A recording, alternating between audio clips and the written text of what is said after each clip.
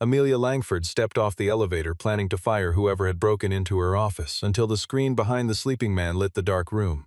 It held no resume, no desperate excuse, no plea for mercy. It held a financial rescue file that could save her company from collapse, alongside quiet private notes about the very woman who had once thrown him out of the building without a glance. The longer Amelia read, the more her hands trembled. The stranger she had dismissed as nothing was not only saving the company from ruin, he was quietly saving her too. If this story is already pulling at your heart, stay close and listen all the way to the very end.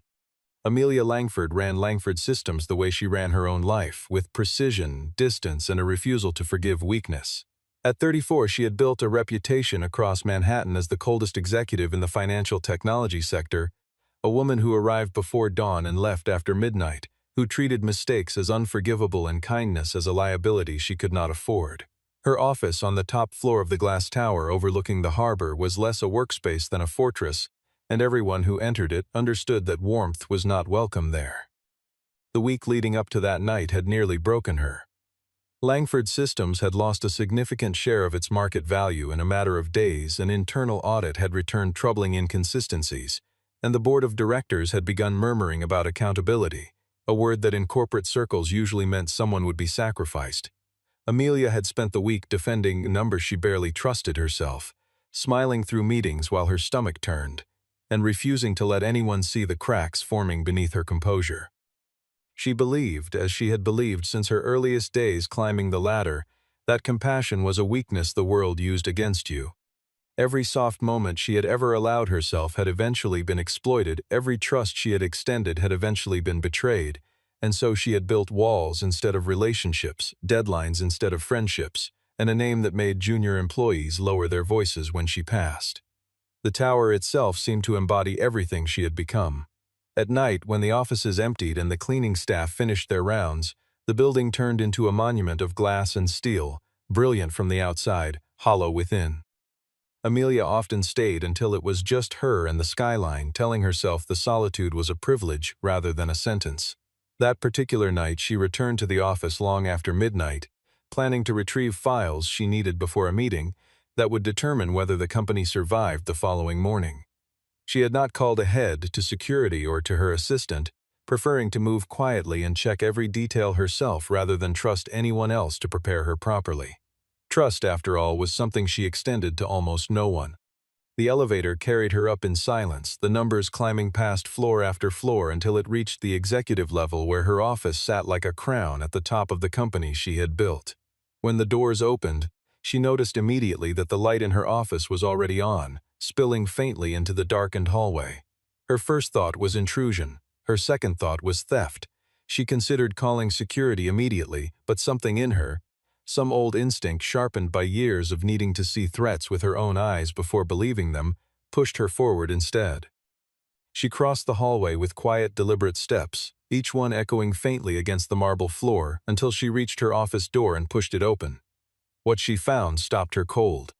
A man she did not recognize sat slumped over her desk, his head resting against his folded arms, fast asleep in the one place in the entire building that belonged, without question, to her alone. For a moment, Amelia simply stood in the doorway, unable to reconcile the scene in front of her with the ordered world she had spent years constructing. Nobody entered her office uninvited. Nobody sat at her desk, let alone slept there, surrounded by scattered papers and an open laptop humming quietly in the darkness. Her mind raced through possibilities, each one darker than the last: theft, sabotage, an intrusion timed deliberately for the night before the most important meeting of her career. She thought briefly of turning around and calling security from the hallway, letting trained professionals handle whatever this situation turned out to be. But something about the stillness of the room, the exhausted slump of the stranger's shoulders, the careful stacks of documents arranged beside him rather than shoved hastily aside, made her hesitate. Whatever this was, it did not look like the work of someone trying to hide anything in a hurry. The man was Mason Carter, though Amelia had no way of knowing that yet. He wore a wrinkled button-down shirt and a dark jacket that had seen better years, and his face carried the particular exhaustion of someone who had gone far too many nights without proper rest. Beside him on the desk sat a company laptop, several sheets of printed financial reports covered in handwritten notes, and a cup of coffee that had long since gone cold. Amelia's first assumption was theft, her second was carelessness. Surely this was some low-level employee who had wandered in after hours or worse, someone who had broken into the system to steal sensitive data before selling it to a competitor. Her anger rose fast and hot, the kind of anger that came easily to her because it was safer than fear. Mason woke with a violent start, disoriented and blinking against the light, his hands instinctively reaching for the laptop as if to protect it rather than himself. He tried to explain, stammering through words that made little sense in his half-awake state, but exhaustion had stripped him of the composure he might have had under better circumstances. Amelia did not wait to hear him out. She reached for her phone to call building security immediately, her voice already sharp with command. It was Mason's next words that made her pause, if only for a moment. He begged her, quietly and without pride, not to close the laptop because an analysis program running on it had not yet finished. That single sentence caught in her mind like a splinter, but her pride would not allow her to soften. She demanded to know why he was using her personal computer at all, why he had access to her office, and who had let him inside the building after hours to begin with. Mason explained, still groggy, that his own company account had been locked days earlier, shortly after he submitted an internal warning about a serious vulnerability inside the firm's financial systems. Amelia heard the explanation and dismissed it instantly as a convenient excuse, the kind of story people invented when caught somewhere they should not have been. She informed him, in the coldest voice she owned, that he would be terminated immediately, that legal action would follow, and that criminal charges were not out of the question given the circumstances. Mason did not argue or plead for mercy. He simply looked past her toward the glowing screen and said, in a voice too tired to carry any anger of its own, that if she shut it down now, the company would lose everything by morning. The words hung in the air between them, heavier than either of them expected. Amelia stared at him for a long moment, torn between the fury that told her to end this immediately and a quieter unease that told her something about this man's stillness did not match the profile of a thief. She noticed, almost against her will, the way his hands rested carefully near the keyboard rather than clutching anything defensively, the way his eyes kept drifting back toward the screen with something closer to worry than guilt. Thieves did not usually beg to keep a program running. Thieves ran or lied smoothly or reached for excuses polished by rehearsal. This man offered none of that. He simply sat there, too tired to fight for himself, asking only that she let the work finish before deciding his fate. It unsettled her more than she wanted to admit, the small, stubborn possibility that she might be about to make a very large mistake. Amelia reached for the laptop, intending to close it and end the encounter entirely, but before her fingers touched the keys, an automated analysis window populated with new results and filled the screen. She froze, her eyes scanning lines she had not expected to see, names of investment funds she recognized, hidden transactions, and cash flows quietly routed through shell entities registered outside the country. Her stomach tightened as the pattern became clear. Someone inside the company was constructing a case, and the case was being built to place the blame squarely on her shoulders. Mason had been tracing this trail for weeks, working quietly through the night shifts nobody wanted, piecing together fragments that on their own seemed harmless but together painted a damning picture. He explained, more coherent now that adrenaline had chased away the last of his sleep, that risk reports had been altered before being forwarded to the chief executive's office, edits so small that no one glancing at a summary would ever notice them. Amelia remained skeptical, unable to reconcile the scale of what she was seeing with the man in front of her, a contract worker who covered the overnight shift and answered to almost no one. Mason revealed, without any hint of self-pity, that he had once worked as a senior risk analyst at a much larger financial institution, a career he walked away from after a family tragedy left him raising his daughter alone. He had taken the overnight contract role at Langford Systems because it offered flexible hours and steady pay, nothing more, and certainly nothing that suggested ambition or scheming. Amelia kept reading, moving past transaction logs into a section of private notes Mason had written for himself, notes that were never meant for her eyes. She braced for insults, for resentment, for the bitterness she assumed any overworked employee would harbor toward a woman known for her coldness. Instead, she found something else entirely. The notes carried no anger toward her at all. Mason had written, plainly and without flattery, that Amelia could be difficult and distant, but that her signature and her authority were being used as weapons against her without her knowledge, and that someone needed to warn her before it was too late. Near the bottom of the folder she noticed a separate directory, quietly labeled to protect her interests specifically, tucked away from the rest of the files as though he had wanted to keep it separate from everything else he had gathered. Her hand trembled slightly as she opened it. The man she had walked in ready to have arrested, the same man she had already condemned in her mind as a thief and a liar, had spent weeks of exhausted nights quietly guarding her reputation from a threat she had not even known existed. For the first time in longer than she could remember, Amelia felt the ground shift beneath the careful architecture of her certainty. She sat down slowly in the chair, across from her own desk, an odd reversal that seemed fitting given how thoroughly the night had already upended her expectations. Her mind cycled back through every dismissive assumption she had made in the span of a few short minutes, each one now standing in stark contrast to the evidence glowing quietly on the screen in front of her. Somewhere beneath the anger and the exhaustion, a new question was forming, one she was not yet ready to answer, about how many other people in her life she had judged just as quickly and just as wrongly. The folder opened to reveal a meticulous archive, dozens of documents Mason had gathered over weeks of quiet, unauthorized work. There were timestamps showing when certain files had been edited, copies of emails that had since been deleted from the official record, and access logs tracing repeated late-night entries from the account belonging to Evelyn Brooks, the company's chief financial officer. Mason had reconstructed the entire scheme piece by piece, patiently, the way a man builds something meant to last rather than something meant to impress. He laid out evidence showing Evelyn preparing to short the company's own stock ahead of a controlled financial collapse, positioning herself to profit handsomely while ensuring that Amelia would be the one left holding public blame for the disaster. Buried within the folder was a letter, still unsent, addressed directly to Amelia. Mason had written it weeks earlier and never found the courage, or perhaps the standing, to deliver it. In it he explained plainly that he did not expect her to trust him, only asked that she verify the evidence herself before it became too late to act. Amelia read further and found a passage referencing a night months earlier, when she had passed him in the lobby of the building and told him, in the flat, dismissive tone she reserved for anyone she considered beneath her notice, that people who could not withstand pressure had no business standing inside her building at all. Mason harbored no bitterness over the memory. He had written that the remark, harsh as it was, had actually forced him to examine himself honestly, because he understood that people who seemed cold were rarely cruel by nature. More often they had simply been surrounded for too long by forces that punished any softness they allowed themselves to show.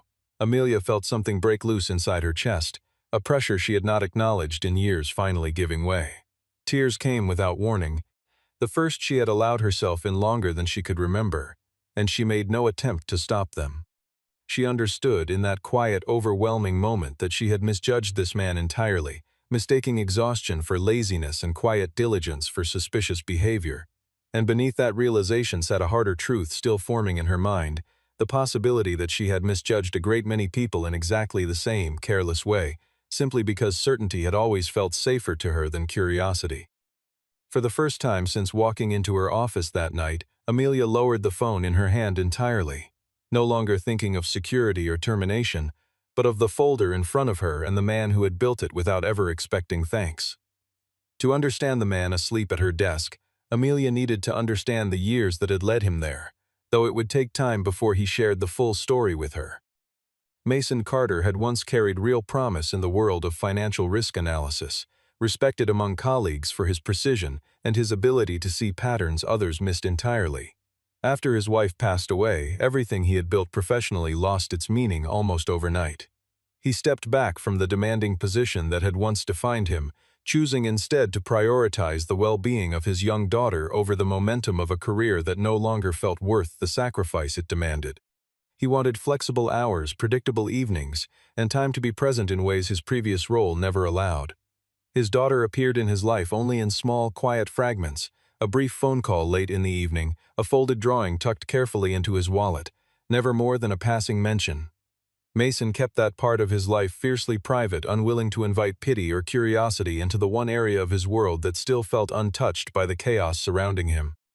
He accepted the overnight contract role at Langford Systems because the pay was steady and the hours suited his responsibilities at home. It was meant to be simple, unremarkable work, the kind that let him provide without demanding too much of the energy he needed to save for his daughter.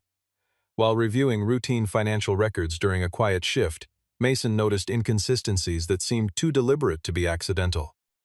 Reports contained subtle discrepancies, numbers adjusted just enough to avoid triggering automatic alerts, patterns that suggested careful human intervention rather than simple error. Following proper procedure, he submitted a formal warning through the appropriate internal process, expecting the matter to be reviewed and addressed through standard oversight. Instead, his account access was suspended without explanation, his direct supervisor was quietly reassigned to another department, and vague threats began circulating about the future of his contract. Mason understood immediately what such retaliation implied. Someone with real influence inside the company wanted the warning buried, and if the pattern he had uncovered was allowed to continue unchecked, Amelia herself would likely be positioned as the person responsible when everything eventually collapsed. Rather than walk away and protect himself, Mason made the quiet decision to finish the analysis on his own terms, using whatever access remained available to him before the coming board meeting sealed the company's fate one way or another. It was not an easy choice. He understood the risk he carried in continuing to dig through records that certain powerful people clearly wanted left undisturbed, and he understood too that no one above him would likely believe a contract worker over a senior executive if the confrontation ever became public. Still, he thought of his daughter, of the kind of example he wanted to set for her even in her absence, and of the quiet promise he had made to himself years earlier never again to look away from something he knew was wrong simply because speaking up felt dangerous. Building security arrived at the office within minutes, summoned by Amelia's earlier call, but by the time they reached the executive floor, she waved them away without explanation, leaving both guards visibly confused as they retreated back toward the elevator. Mason watched the exchange with quiet surprise, uncertain why she had not simply allowed them to remove him as originally planned. Amelia turned back to face him, her expression unreadable, and asked the question that had been forming in her mind since she first opened the private folder. She wanted to know why he had gone to such lengths to protect a woman who had once humiliated him in front of an entire lobby of witnesses. Mason answered honestly, without any attempt to soften the truth for her benefit. He told her plainly that he had not done this for her sake alone, but for the hundreds of employees who would lose their livelihoods if the company collapsed under the weight of a scandal engineered by someone inside its own walls. The answer landed harder than any accusation could have, and Amelia felt a flush of shame rise in her chest. She asked him to walk her through the entire body of evidence, insisting on understanding every detail rather than accepting summaries secondhand. Despite his exhaustion, Mason remained patient, laying out each piece of the puzzle calmly and methodically. Together they discovered something new, a falsified financial report quietly staged within the internal system, set to be automatically distributed to the board and select media contacts early the following morning. If that document reached its intended recipients, Amelia would be publicly accused of concealing significant financial losses from shareholders. Mason found something else buried within the scheduling logs, a large wire transfer configured to execute automatically before the scheduled board meeting even began, designed to look, on paper, as though Amelia herself had personally authorized it. Amelia understood then how little time remained before the entire plan would be set irreversibly into motion. She reached for her phone and called Lucas Reed, the company's internal counsel, urging him to come to the office immediately despite the late hour. Mason, watching her dial, offered a quiet warning of his own that trusting anyone too quickly right now could be exactly as dangerous as trusting no one at all. Amelia paused with the phone still in her hand, considering the weight of what he had just said.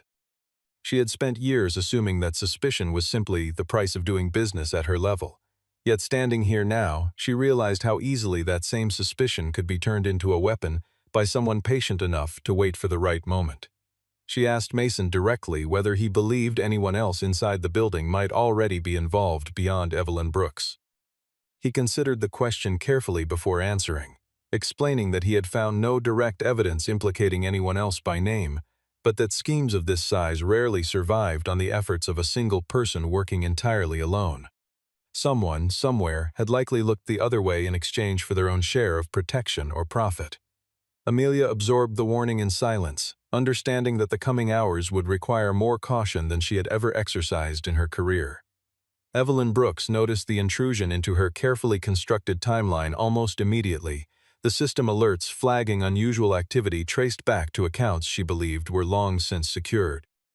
She placed a call to Amelia directly, her voice dressed in false concern, remarking that it seemed unusual for the chief executive's credentials to be active on the network so late into the night. Amelia answered with the same flat, controlled tone she always used, giving nothing away, though her pulse quickened with the effort of maintaining it. Evelyn, unconvinced by the performance, quietly dispatched a team from internal security up toward the executive floor, hoping to catch whatever was unfolding before it could be fully understood by anyone outside her circle. Lucas Reed arrived not long after, still buttoning his coat, skeptical from the very first moment he laid eyes on Mason. A contract employee with a modest personnel file seemed an unlikely source for allegations against one of the company's most senior executives, and Lucas made his doubt plain without hesitation. Mason responded not with argument but with evidence, walking Lucas through the same trail of documentation he had shown Amelia, point by careful point, until the lawyer's skepticism gave way to uneasy silence. It was at that moment Evelyn arrived, her composure sharp and immediate, accusing Mason outright of trespassing and insisting that Amelia was being manipulated by a manipulative contract worker with something to hide. She pressed Amelia to sign an order transferring Mason immediately into the custody of the legal department, framing the request as protection rather than persecution. For the first time in the encounter, Amelia spoke without hesitation, publicly refusing the demand and declaring her support for Mason in front of everyone present. Cornered, Evelyn played what she clearly believed was her final card, producing a document suggesting Mason had once been dismissed from a previous employer under suspicion of stealing confidential data. Mason said nothing in his own defense, the old accusation still carrying enough weight to steal the breath from his lungs even now, years later. Amelia saw the flicker of pain cross his face and understood instantly that the wound was real, yet she refused to let it shake her newfound conviction.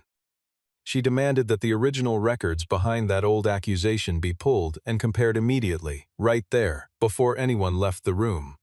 Evelyn objected, insisting there was no need to revisit ancient history when the far more pressing matter was an unauthorized intruder standing in the middle of the executive floor. Amelia held her ground, her voice steady in a way that surprised even Lucas, who had spent years watching her navigate difficult rooms without ever once raising her volume. She informed Evelyn plainly that nothing would move forward, no decisions, no dismissals, no signatures, until every claim on the table had been verified against the original source material.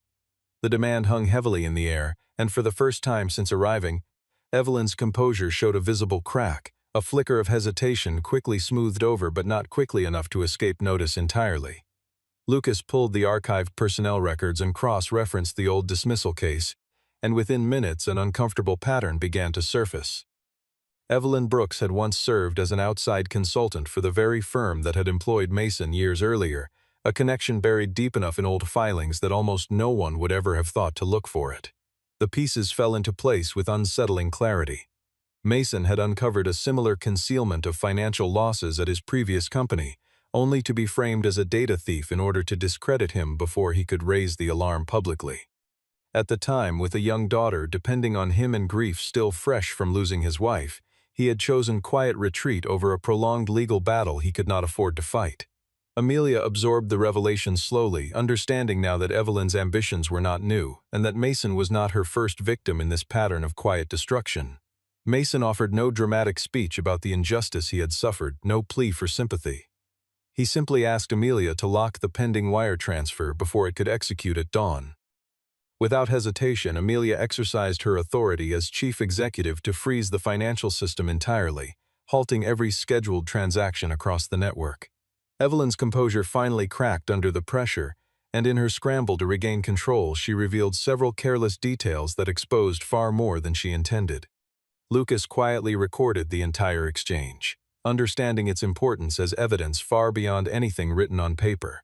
Mason worked quickly at the terminal, sending a final duplicate of the complete evidence file to an independent auditing server outside the company's own network, ensuring nothing could be quietly erased before morning. Evelyn attempted to retreat gracefully from the room, offering excuses about needing to review the situation privately, but it was already far too late for any dignified exit. The trail Mason had built over exhausting, unpaid hours now stood complete, undeniable, and entirely beyond her ability to unravel or destroy. Amelia watched the entire sequence unfold with a strange, hollow calm, the kind that often follows the worst of a storm rather than preceding it. She thought of every meeting where Evelyn had sat across from her offering calm reassurance, every quarterly report signed off with practiced confidence, and felt something close to grief for how thoroughly she had been deceived by someone she had once trusted without question. It was a humbling realization, and not an easy one to sit with, that competence and loyalty were never the same thing, no matter how convincingly they could be made to look alike. Lucas closed his laptop gently and looked toward Amelia, telling her quietly that whatever came next in the morning meeting, the truth was finally secured beyond anyone's ability to bury it again. By morning, the board of directors gathered in the largest conference room in the building, unaware of everything that had unfolded through the night. Evelyn arrived composed and confident, still intent on presenting her falsified case against Amelia as though nothing had gone wrong at all. Amelia walked in carrying her usual air of cold command, though something beneath the surface had shifted permanently since the previous night. Mason followed a step behind her, introduced quietly as a temporary technical witness, and several board members exchanged skeptical glances at his tired appearance and unfamiliar name, clearly doubting he belonged anywhere near a room of such consequence. Evelyn began her presentation exactly as planned, accusing Amelia of concealing significant financial risk from shareholders and painting a picture of reckless, secretive leadership. Amelia allowed her to finish entirely, offering no interruption, no defense, letting every word land in the room without objection. Then Mason stepped forward and displayed the true data on the screen for the entire board to see. Every altered transaction, every unauthorized access point, every carefully disguised transfer appeared in sequence, undeniable and precisely documented. Lucas confirmed for the room that copies of the complete evidence had already been delivered to an independent auditor and to the appropriate regulatory authorities earlier that morning. Evelyn attempted to shift blame back onto Mason, insisting he had fabricated the timeline himself, but the access logs told a different story entirely, one that placed her fingerprints on every questionable action with unmistakable clarity. A heavy silence fell across the room as the directors began to understand how close Amelia had come to being sacrificed for crimes she never committed. In that silence, Amelia spoke, her voice steady but unmistakably human for the first time many of them had ever witnessed. She admitted openly that she had ignored a legitimate warning from someone far beneath her in the company hierarchy, and that her own arrogance had nearly cost the company everything it had built. The admission struck the room harder than any spreadsheet or transaction record ever could. One of the older board members, a man who had sat on the panel since the company's earliest days, finally broke the silence by asking Mason directly why he had risked his job, and possibly far more than that, to protect a leadership team that had treated him so poorly from the very start. Mason answered simply that he had learned the hard way what happens when good people stay silent while watching something wrong take shape in front of them, and that he had decided long ago not to make that same mistake twice. The room absorbed his words quietly. Even those who had dismissed him as an outsider only minutes earlier now regarded him with something closer to respect. Amelia moved to formally propose his continued involvement in reviewing the company's risk protocols going forward, and not a single voice in the room rose to object. In the days that followed, Evelyn Brooks was suspended pending a full investigation, and the immediate danger facing the company began to fade. Yet Amelia felt none of the satisfaction she might have expected from surviving such a devastating threat. She returned alone to her office one evening and stood quietly beside the desk where she had first found Mason asleep, the memory now impossible to separate from everything that had happened since. Mason had already begun gathering his things, assuming his part in the ordeal had reached its natural end and that it was time for him to step quietly back out of her world. Amelia called his name before he could leave the room. She apologized not with the practiced authority of a chief executive addressing a subordinate, but with the plain, unguarded honesty of someone who genuinely regretted her actions. Mason accepted the apology without pretending it erased everything that came before it, though he carried no resentment either. Amelia asked him, hesitantly, about a line she had read in his private notes weeks earlier, one urging himself not to let her become the person others were determined to force her into. Mason explained quietly that he had once witnessed her defending a young receptionist who was being berated unfairly by a visiting client, doing so without any recognition or thanks, expecting nothing in return for the kindness. He told her plainly that he believed the real version of her, the one capable of quiet decency, had never actually disappeared, only buried itself beneath years of necessary armor. Amelia felt tears rise for the second time in as many days. overwhelmed by the simple fact that someone had finally seen her clearly, perhaps for the first time in longer than she could remember. It was, in many ways, the moment the ice around her finally cracked completely, not because of the crisis they had survived together, but because one exhausted, overlooked man had chosen to believe in a version of her that she herself had almost forgotten existed. She asked him quietly to sit for a moment, not as an executive addressing an employee, but as one exhausted person asking another to simply stay a little longer. Mason obliged, lowering himself into the chair across from her desk instead of the one he had slept in the night before.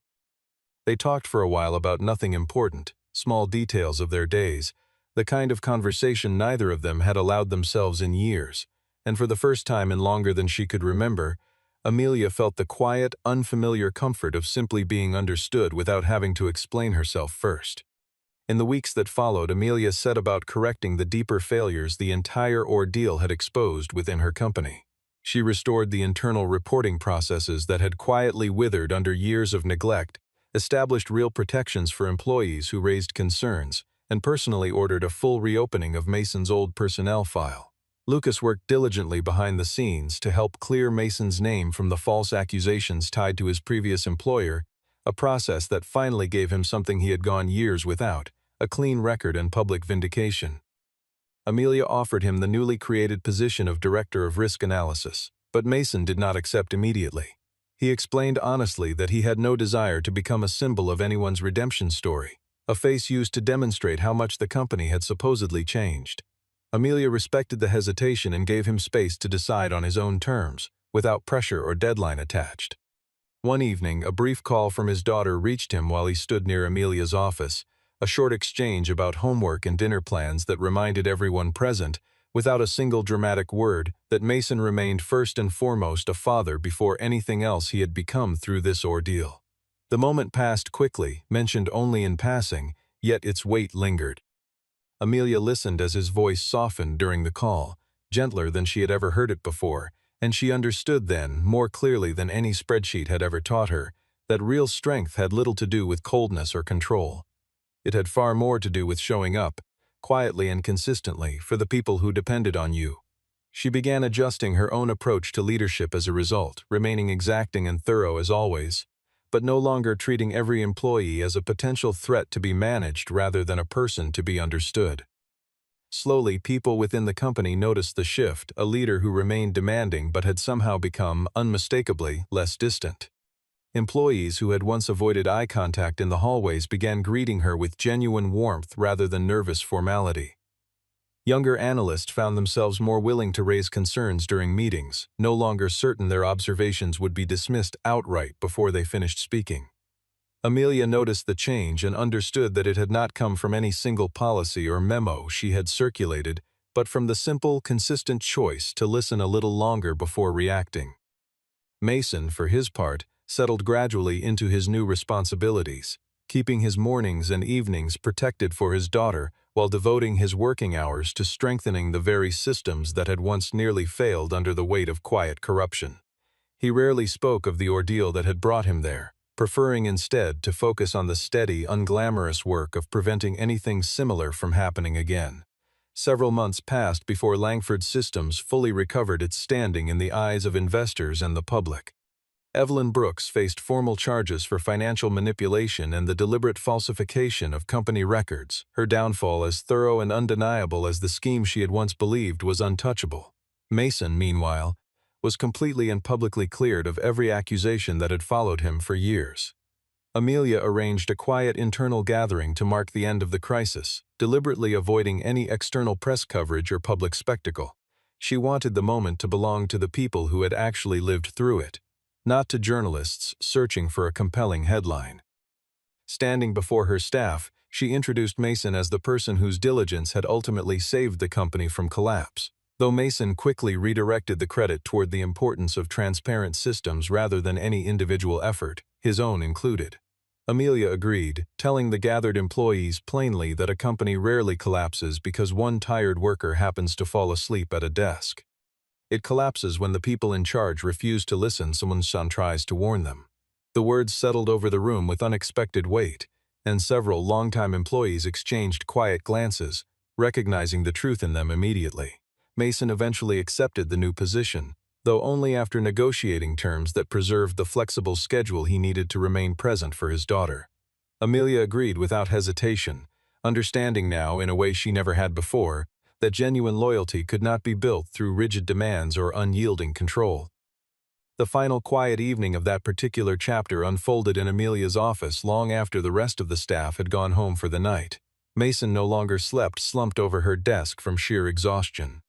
Instead, he stood beside the window overlooking the city, watching the lights flicker on across the skyline alongside Amelia, who had once seen that same view as nothing more than a symbol of power to be defended at any cost.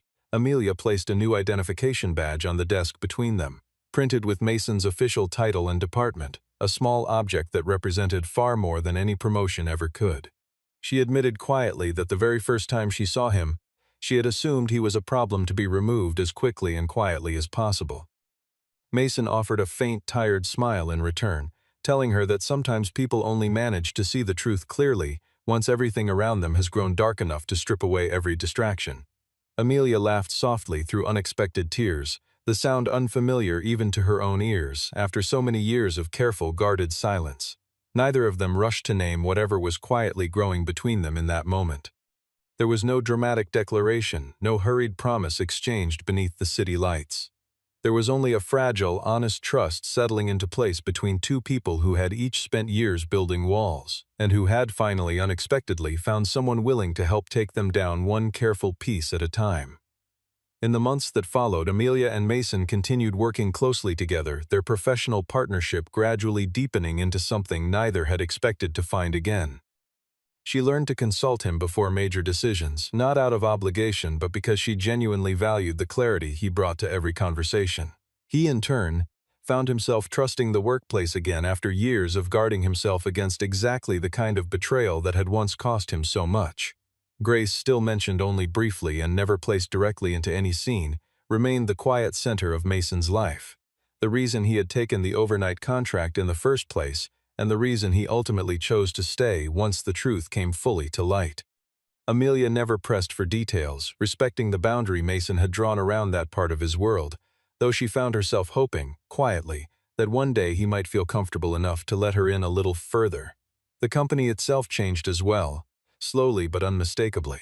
New policies protected employees who raised concerns, regular audits replaced the culture of quiet intimidation that had once allowed Evelyn's scheme to flourish undetected for so long, and the executive floor no longer felt like a fortress built to keep people out. It felt, for the first time in years, like a place where honesty was rewarded rather than punished. Amelia Langford remained exacting, disciplined, and unmistakably herself in every meeting she led. But those who worked closely with her began to notice something new beneath the familiar composure, a warmth she no longer bothered to hide completely, a willingness to listen that had never existed before that long, unforgettable night when she found a stranger asleep at her desk and discovered, quite by accident, the version of herself she had almost lost along the way.